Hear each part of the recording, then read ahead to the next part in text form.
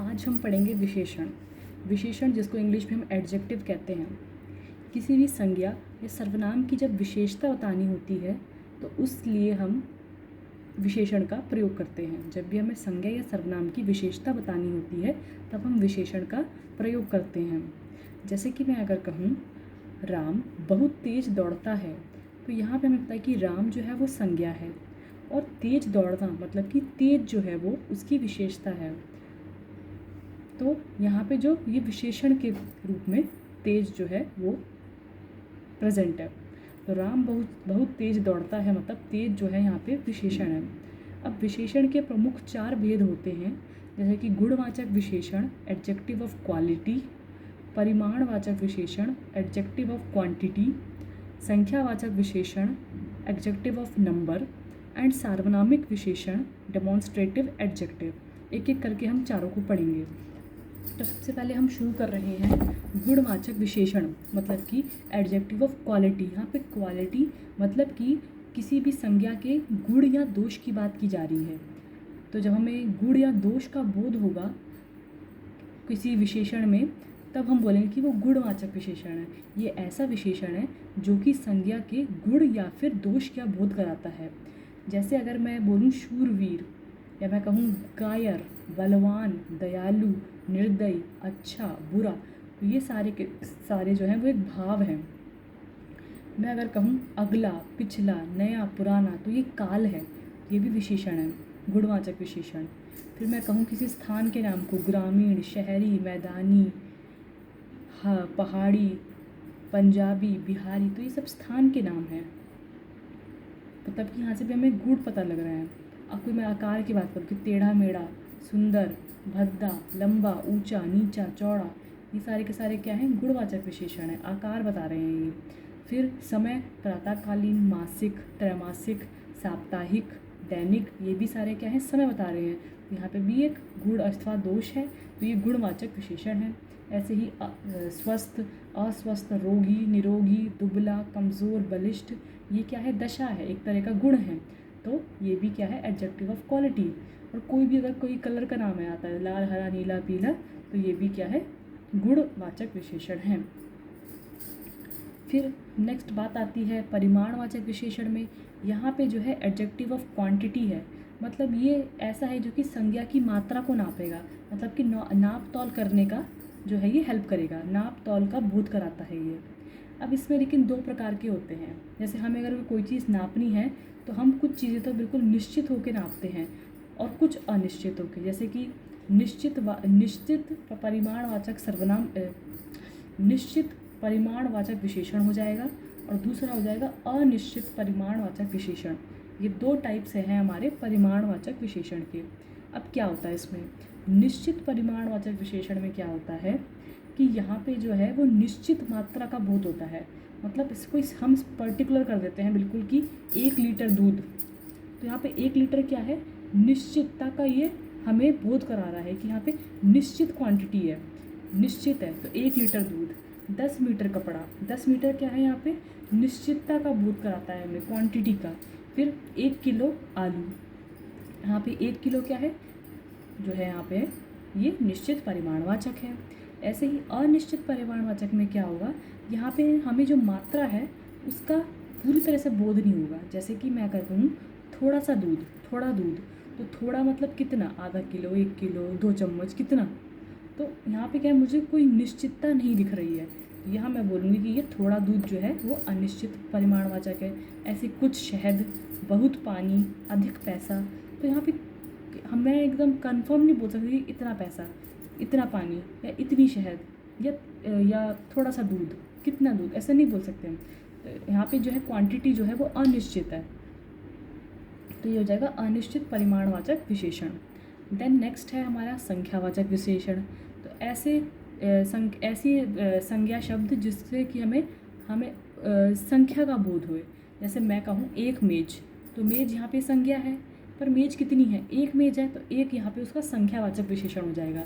ऐसे ही मैं कहूँ 4 कुर्सियाँ, तो कुर्सियाँ यहाँ संज्ञा है और कितनी है, 4 है, तो ये इसकी विशेषता तो बता रहा है ना, ये वो 4 है, पर विशेषता कैसी है, संख्यावाचक, तो ये संख्यावाचक विशेषण हो जाएगा।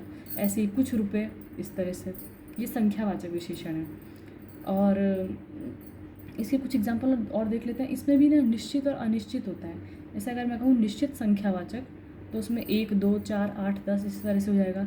या आधा बोलूँ मैं, सवा, डेढ़, पौना, ढाई, तो कुछ मात्रा तो है, ढाई हमें समझ आता है, पौना हमें समझ आता है, सबको समझ आता है। जैसे दूसरा, पाँचवा, आठवां, 10वां, 2 गुना, 3 गुना, 100 गुना, दोनों, तीनों, पाँचों, सातों, एक एक, 10 10 घोड़े, प्रत्येक, इस तरह से हमें समझ आ रहा है कि जो क्वांटिटी है वो निश्चित है, तो वो निश्चित संख्यावाचक हो जाएगा।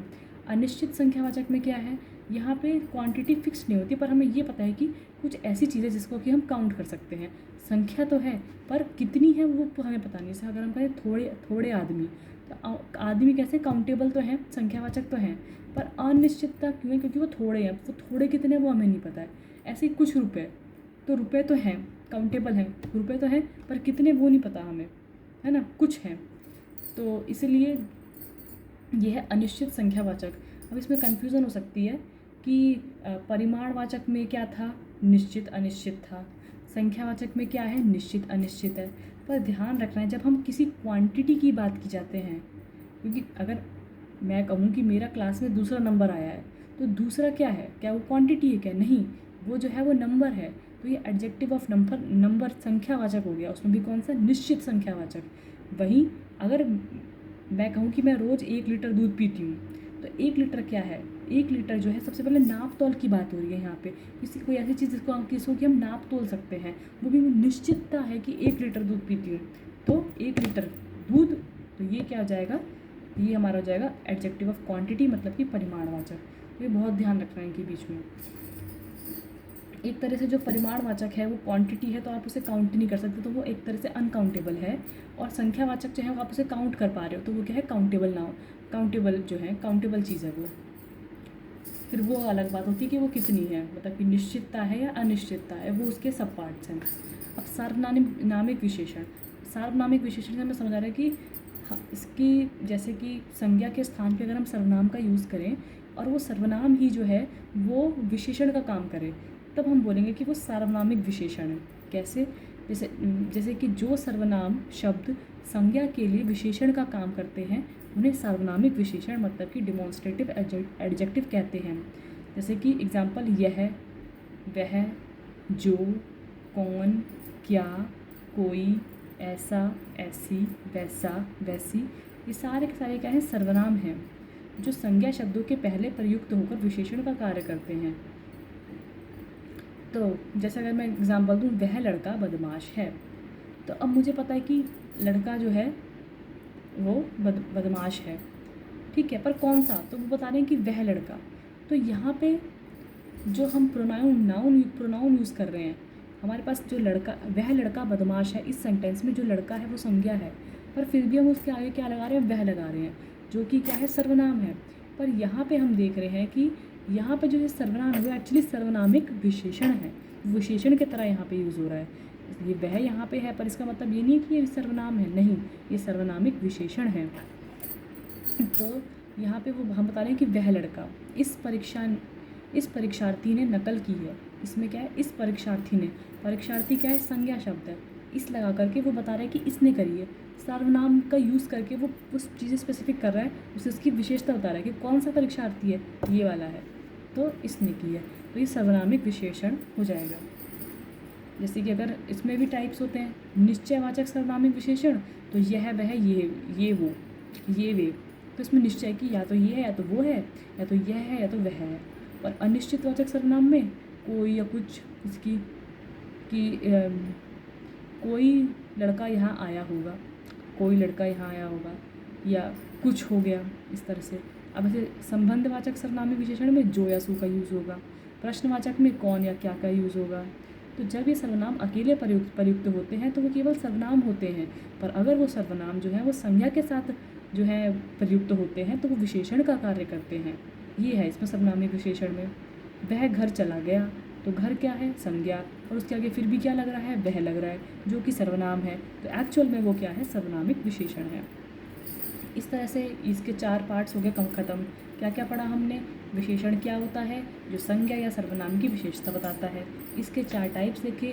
गुणवाचक विशेषण जो है किसी भी संज्ञा की जो है वो क्वालिटी बताएगा कि वो कैसी है, क्वालिटी बताएगा। सुंदर है, लाल रंग है, पीला रंग है, बलवान है, दयालु है, इस तरह से। परिमाणवाचक जो है वो नाप तौल, एडजेक्टिव ऑफ क्वांटिटी है वो, तो वो नाप तौल किसी संज्ञा की मात्रा के बारे में बताएगा। दूध की मात्रा हो सकती है, कपड़ा कितना मीटर है वो हो सकता है, वजन कितना है, 1 किलो आलू है कितना है, कुछ शहद है, थोड़ा दूध है, थोड़ा पानी है, अधिक पैसा है, इस तरह से। अनिश्चित और निश्चित वाले हो जाएंगे परिमाणवाचक। संख्यावाचक में यहाँ पे नंबर से डील करना, एडजेक्टिव ऑफ नंबर। जहाँ पे हमें निश्चित नंबर मिल जाए तो ये निश्चित संख्यावाचक हो जाएगा। जहाँ पे हमें अनिश्चित नंबर मिले, जैसे कि थोड़े आदमी कुछ रुपये, तो यहाँ पे हो जाएगा अनिश्चित संख्यावाचक। सर्वनामिक विशेषण में क्या होगा, कुछ संज्ञा प्रेजेंट होगी, संज्ञा के आगे सर्वनाम लगा होगा, वो एक्चुअल में सर्वनाम है पर एक्चुअल में वो क्या है, वो उसकी विशेषण है, मतलब सर्वनामिक विशेषण है वो, इस तरह से। इसके बाद हम जो है विशेषण की तुलनावस्था पढ़ेंगे। जैसे कि हम इंग्लिश में पढ़ते हैं कि गुड, बेटर, बेस्ट होता है, positive degree, comparative degree, superlative degree, वैसे ही हिंदी में भी होता है। पॉजिटिव डिग्री मतलब कि मूलावस्था, जो एक्चुअल में अवस्था है, मूल अवस्था, मूलावस्था। फिर कंपैरेटिव डिग्री जो कि सेकंड नंबर पे है, उत्तरावस्था। फिर सुपरलेटिव डिग्री जो कि है उत्तमावस्था। इसके बारे में हमें पढ़ना है। तो जैसे कि एग्जांपल देखते हैं इसमें कि अधिक, अधिकतर, अधिकतम। तो हमने देखा कि जो यहाँ पे मूल अवस्था है वो है अधिक। फिर जब हमने उसकी उत्तरावस्था के बारे में बात करी तो वो जो है वो है उसमें तर लग गया। अधिक के अगर मैं तर लगा दूँ अधिक के आगे तो अधिकतर, तो ये उत्तरावस्था हो गया। वहीं अगर मैं अधिक के आगे तम लगा दूँ तो ये अधिकतम हो गया, मतलब कि उत्तम अवस्था, सुपरलेटिव डिग्री, उत्तम अवस्था। ऐसे ही उच्च, उच्चतर, उच्चतम, कोमल, कोमलतर, कोमलतम, गुरु, गुरुत्तर, गुरुत्तम, निकट, निकटतर, निकटतम, निम्न, निमंतर, निमंतम, सुंदर, सुंदरतर, सुंदरतम, लघु, लघुत्तर, लघुत्तम, इस तरह से हो जाएगा। तो ये सब जो था ये था हमारे विशेषण के बारे में। ख़त्म।